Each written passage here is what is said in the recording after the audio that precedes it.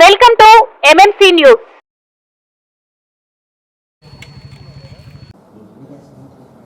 ప్రభుత్వం మీద వ్యతిరేకత అపోజిషన్ ఉన్న ఒక పార్టీకే కాదు, అందరికీ డివైడ్ అయిపోవాలా.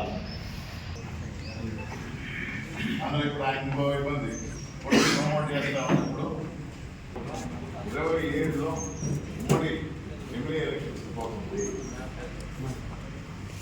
మొన్న కూడా చాలా సీనియర్ ఆయన అడిగాడు, అవును మొన్న బిల్లు పెట్టారు, మళ్ళా కమిటీకి రెఫర్ చేశారు కదా, తెలుసుకోలేదు జాయింట్ పార్లమెంటరీ కమిటీ అని. అంటే కూలంకషంగా దాన్ని పెట్టింది బీజేపీ, కానీ దాని మీద చర్చ అన్ని పార్టీలలో ఉండడానికి జాయింట్ పార్లమెంటరీ కమిటీ అంటారు. పెట్టారు, దానికి అసలు ఎప్పుడు ఇస్తుందో ఏంటో అంటే మళ్ళా నా ఎలక్షన్ కాబట్టి నేను మొత్తం చూస్తాను. చెప్పొచ్చు ఏంటంటే ఇది మనకెందుకు, నేను కూడా చిన్నప్పుడు పేపర్ చదివినప్పుడు స్పోర్ట్స్ చూసేవాడు, నెమ్మదిగా కంపెనీకి వచ్చాను.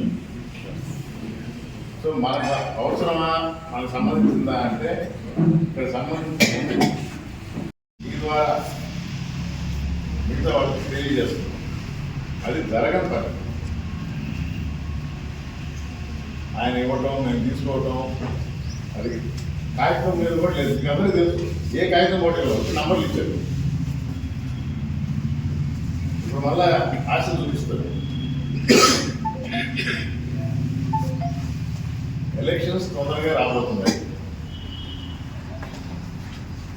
జనరల్ ఎలక్షన్ తర్వాతే ఏ ఎలక్షన్ అయినా, లోకల్ బాడీ అయినా, కౌన్సిల్ అయినా, మున్సిపాలిటీస్ అయినా అన్నీ దీని తర్వాతే ఉంటాయి, దాని ముందరైతే ఉండదు. రాబోయేది వైఎస్ఆర్ కాంగ్రెస్ పార్టీ, మీరు అది గుర్తుపెట్టుకోవాలి. ఎవరు కష్టపడ్డారు, open secret, on record video తీస్తా ఉందని చెప్తున్నా. కార్యకర్తలు ఇబ్బంది పడ్డారు, లీడర్లు తొక్కాలు చింపుకొని చేశారు, ఆస్తులు అమ్ముకొని చేశారు. 19లో మొన్న చేయలే, ప్రతి ఒక్కరు ఇబ్బంది పడ్డాడు. కాబట్టి ఈ విషయం జగన్మోహన్ రెడ్డి గారికి మా దాంట్లో చాలా మంది చెప్పారు, ఆయన ఇన్ఫర్మేషన్ తెచ్చుకున్నాడు. పథకాల ద్వారా లబ్ధి పొందిన వాళ్ళు 40% మంది ఇంకా పార్టీలో ఉంటారు. అంత ఉత్సాహంగా చేయాలి. సో అపోజిషన్లో ఉండి ఏమి చేయలేదు అని తెలిసినప్పుడు పార్టీ కూడా ఎవరిని ఇబ్బంది పెడుతుంది, కార్యకర్తలను ఇబ్బంది పెడుతుంది. అంటే ఇప్పుడున్న ప్రభుత్వం కేసులు పెట్టినా, ల్యాండ్ తీసేసుకున్నా నాయకుల మీద పడుతుంది. లబ్ధి పొందిన ప్రజలు ఇప్పుడు దేవుడు అంటారు, జగన్మోహన్ రెడ్డి దేవుడు అంటారు. కార్యకర్తలను విస్మరించాను, మొన్న ప్రజలనే చూశాను, ఈసారి కార్యకర్తలను కూడా పట్టించుకుంటానని ఓపెన్గా మన జిల్లా మీటింగ్లోనే చెప్పారు. తర్వాత కూడా చెప్తున్నారు.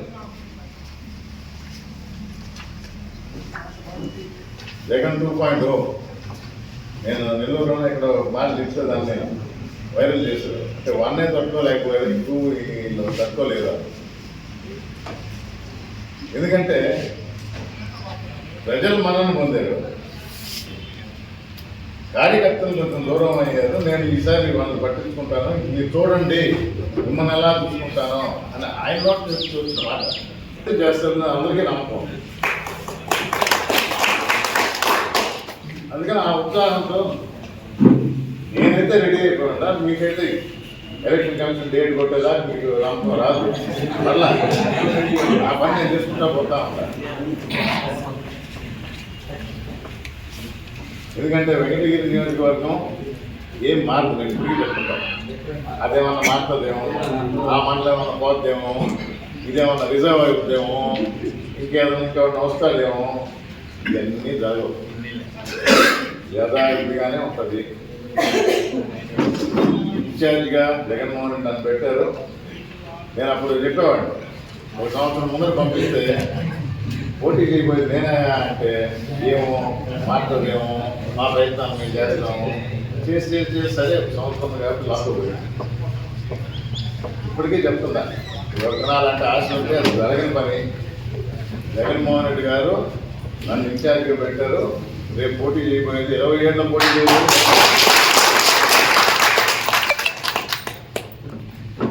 గెలిచేది కూడా మనమే.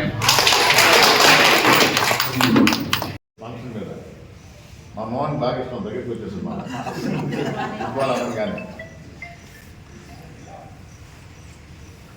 ఫుట్బాల్ ఆట కాళ్ళతో ఆడతారు. నువ్వు నేను చేత్తో ఆడతాను లేకపోతే కళ్ళతో కొడతాను అంటే అది ఫుట్బాల్ కాదు. ఫుట్బాల్గా ఆడితే ఎలా ఆడాలో నాకు తెలుసు అని చెప్తాను. నేను ఇప్పటికీ చెప్తా, ఫుట్బాల్గా ఆడాలంటే రా ఆడదాం, నేను రెడీ. వెంకటగిరిని నాశనం చేసి పెట్టావు. 4 సంవత్సరాలు ఇక్కడ ఉన్నావు, ప్రజల మద్దతుతో గెలిచావు. ఇక్కడి ప్రజల మద్దతుతో ఆల్తోపాడు ప్రాజెక్టు ఆపింది నువ్వు కాదా? ఇప్పుడున్న ఎమ్మెల్యే రామకృష్ణ గారిని అడుగుతున్నాం, ఆయన కదా టెంకాయ కొట్టింది. నేను చెప్పిన రోజు అర్ధరాత్రి టెంకాయ కొట్టావు, సరే నువ్వే స్టార్ట్ చేశానన్నావు. మరి 5 సంవత్సరాలు ఇది ఎవరి వల్ల ఆగింది? 4 సంవత్సరాలు ఉన్న రామనారాయణ రెడ్డి వల్ల. ఇప్పుడు 8 నెలలు అయింది, పని మొదలు పెడతా అన్నావు. చంద్రబాబు నాయుడు గారిని తీసుకువచ్చావు, ఇక్కడే గ్రౌండ్లో మీటింగ్ పెట్టావు. మేము ఎన్నికైతే ఆల్తోపాడు ప్రాజెక్ట్ మళ్ళా స్టార్ట్ చేస్తామని చెప్పి చంద్రబాబు నాయుడు గారితో చెప్పించావు, నువ్వు చెప్పావు. నిజం కదా? ఏమైంది?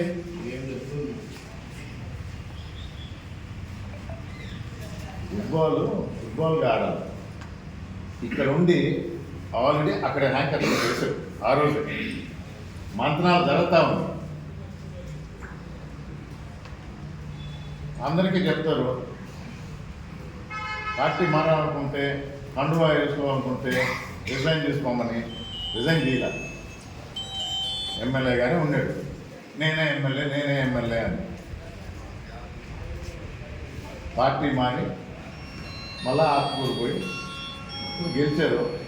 ప్రజలు అవకాశం ఇచ్చారు, గాలిలో కొట్టుకొని వచ్చావు, మంత్రి అయ్యావు, మంచి పనులు చేయండి. ఎవరు కాదన్నారు? ప్రజలు హర్షిస్తారు. మళ్ళా వెంకటగిరికి వచ్చి నేను ఫుట్బాల్ ఆడతాను, నేను ఎక్కడికి పోలా, నేను రెడీగా ఉండా, ఫుట్బాల్ ఆడడానికి రెడీగా ఉండాలి. మళ్ళీ వచ్చేసి వెంకటగిరికి ఫుట్బాల్ అనొద్దు. మిమ్మల్ని మంత్రిని చేశారు, ఆంధ్ర రాష్ట్రానికి మంత్రి. మంచి పనులు చేయండి, మంచి పేరు తెచ్చుకోండి. మీరు పెద్దవాళ్ళు, మీకు సలహా ఇచ్చేంత వాడిని కాదు.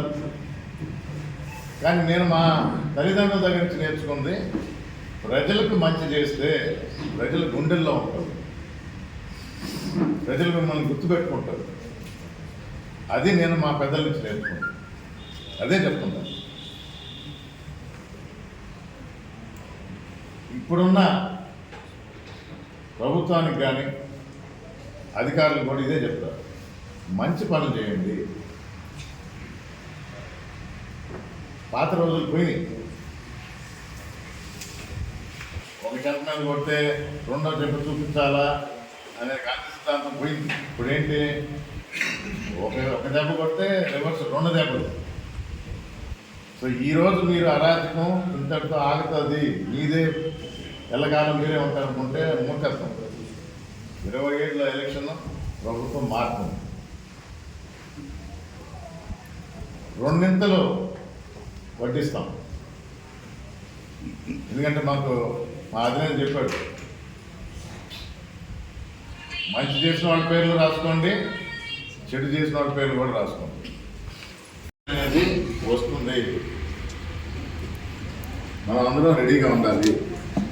వేరే ఎలక్షన్స్ ఉండవు. ఎందుకని సర్పంచ్లు ఏది ఉండదు. రిలాక్స్గా ఉంటాం సార్ ఎలక్షన్ లేదు కదా. ఏ ఎలక్షన్ పెట్టరు ఈ ప్రభుత్వం. రాబోయేది జమిలీ ఎలక్షన్.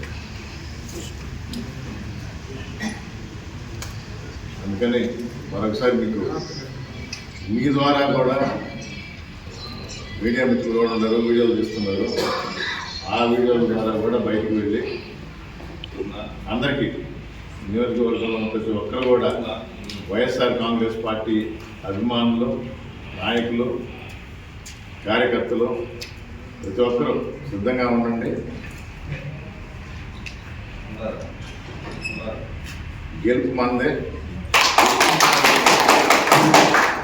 మళ్ళీ ప్రభుత్వం ద్వారా మంచి పనులు చేసి ప్రజల్ని మనల్ని పొందాం.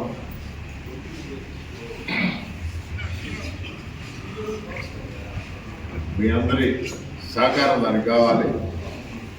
సన్నద్ధంగా ఉండండి కోరుతూ సెలవు.